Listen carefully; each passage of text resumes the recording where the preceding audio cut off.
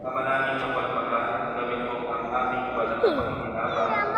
Ngayon ay iyong matulungan at makukup para mabuhay sa kalangitan. Sa pamamagitan ng Yesu Kristo, kasama ng Espiritu Santo, magpasawalang hanggan. Amen. Isang panawagan para sa pamamayani ng awa at ikapagbabago ng bayan.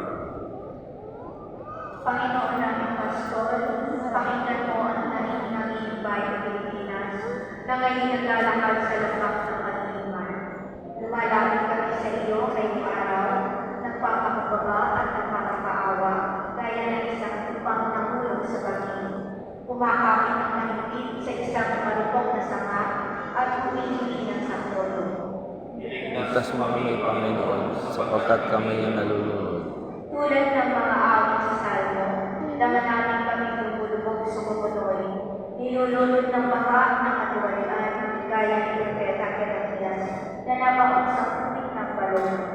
Inaamin namin, O Panginoon, nang may tulog na puso nagsisisi, gaya ng panalangin ni Baron. Kami nagkasala laban sa Panginoon, naging suwain at hindi namin pinakinggan ang kanyang hiling. Kawawa na ang aming kalagayan natin. Ang mga magnanakaw ay nagmamayabang sa kanilang kayamanan.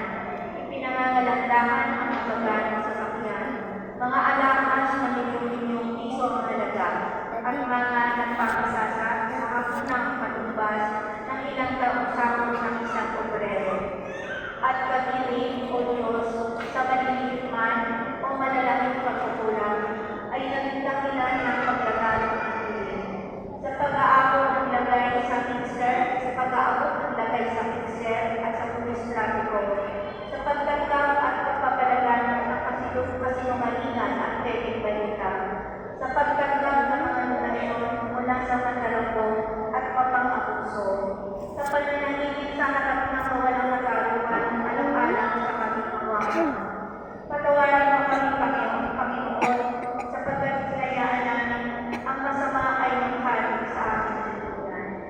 Maawa ka sa amin, O Diyos, ayon sa iyong